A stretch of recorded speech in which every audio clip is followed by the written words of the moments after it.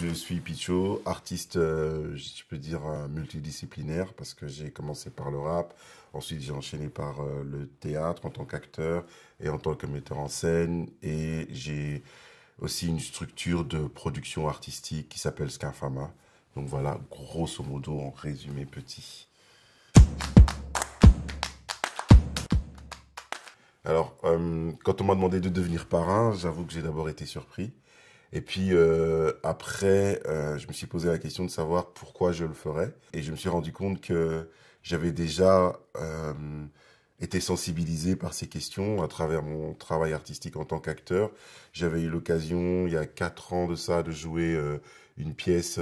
avec mise en scène par Irina Brook à Nice, qui s'appelait Terre Noire, qui justement posait des réflexions sur ce qu'on mangeait, ce qu'il y avait sur notre assiette, des questions sur l'agriculture de maintenant, comment est-ce qu'elle avait tué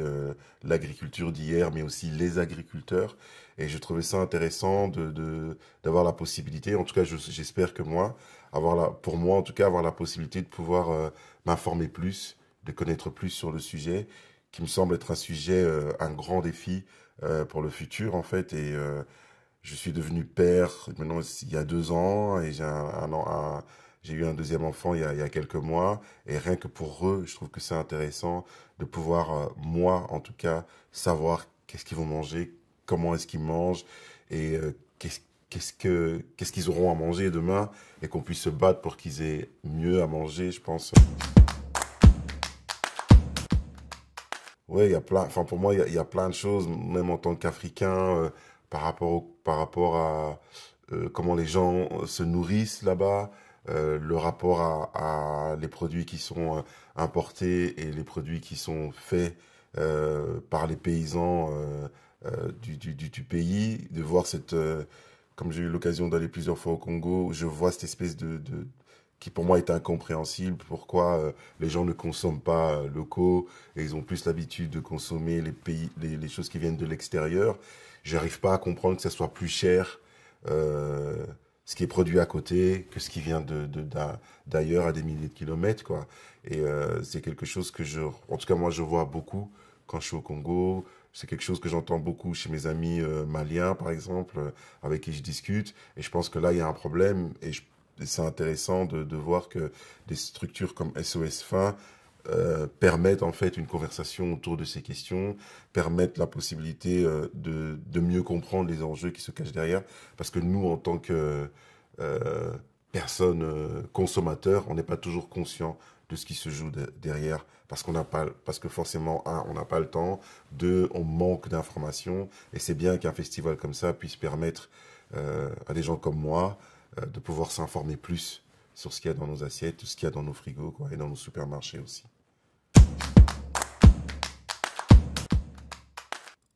Étant donné que je viens des quartiers et tout ça, et il y a une insulte, il y a une insulte qu'on utilise souvent, c'est blédard, c'est paysan, c'est toutes ces choses-là qui pour moi ont toujours été questionnants. De dire mais pourquoi les gens qui sont à la base de ce que nous sommes, des choses que nous avons besoin, donc les gens qui cultivent la terre et tout ça, ça devient une insulte en fait. Alors pour moi, il y a une dévalorisation de ces de ces gens en fait qu'il faut. Je pense que c'est important de revenir vers l'essentiel. Pour moi, ces gens-là sont des gens essentiels pour notre société et il faut se questionner pourquoi dans certains endroits ça devient une insulte en fait. Et je sais pas si c'est en lien ou si c'est quelque chose en rapport avec ça, mais pour moi, s'il y a un déclic qui s'est passé, c'est là, à ce moment-là. C'est cette espèce de séparation qu'on a, peut-être nous, les gens de la cité, les citadins, la séparation qui se fait avec les gens de la terre. Or que je pense qu'on est complémentaires et qu'on a vraiment besoin de ces gens-là et que c'est peut-être même ces gens-là qu'il faut valoriser plus que les gens qui sont assis derrière les bureaux et tout ça. Je pense que c'est pas le même travail, ça demande pas la même énergie, ça demande pas la même type de concentration et l'apport l'apport à la société est plus grand de la part des paysans que de la part des gens qui sont assis derrière leur bureau sans leur manquer de respect. Bah, quand j'ai travaillé sur la pièce, au départ, je ne connaissais pas, par exemple, Vandana Shiva. Je ne connaissais pas du tout le combat de Vandana Shiva. Et on a eu l'occasion de pouvoir lire ses écrits, de voir des documentaires autour du travail qu'elle a fait. Et ça a été un cadeau de voir qu'il y a des gens comme ça, en fait, qui se battent encore pour les paysans et de se rendre compte, en fait, de l'impact que cette espèce de société euh, comment l'économie alimentaire écrase en fait ces pauvres, enfin pauvres paysans, non, mais écrase ces paysans en leur imposant des choses qui sont complètement en contradiction avec leur manière de faire les choses, mais aussi en contradiction avec avec comment est-ce qu'on peut préserver la terre en fait, comment est-ce qu'on peut faire en sorte que la terre continue à donner le meilleur de lui-même et qu'on impose ces choses-là à ces paysans qui n'ont rien demandé à personne parce qu'on veut juste, on parle juste de rentabilité, alors que si on réfléchit bien, on est en surproduction de nourriture et qu'à côté de ça, on n'a pas du tout assez, on ne donne pas assez aux gens et le fait de travailler sur cette pièce où je jouais le rôle d'un agriculteur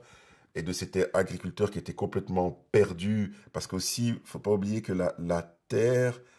c'est aussi un lien ancestral en fait. C'est aussi un lien avec, c'est aussi quelque chose qui nous lie tous. Et de vendre la terre, c'est comme si on vendait ses ancêtres, en tout cas pour ces agriculteurs qui sont agriculteurs de génération. Et je pense aussi même pour ces enfants d'agriculteurs qui doivent abandonner leur terre parce qu'ils savent pas faire le travail de leurs parents, parce qu'ils sont pas assez, euh, ils ont pas assez de revenus. Je pense qu'il y a il y a un truc là où on brise le lien avec nos ancêtres, on brise le lien avec ce qu'on a été avant et on brise la filiation. Et pour moi, c'est quelque chose qui m'avait énormément touché parce que effectivement, qu'est-ce qui nous reste après ça en fait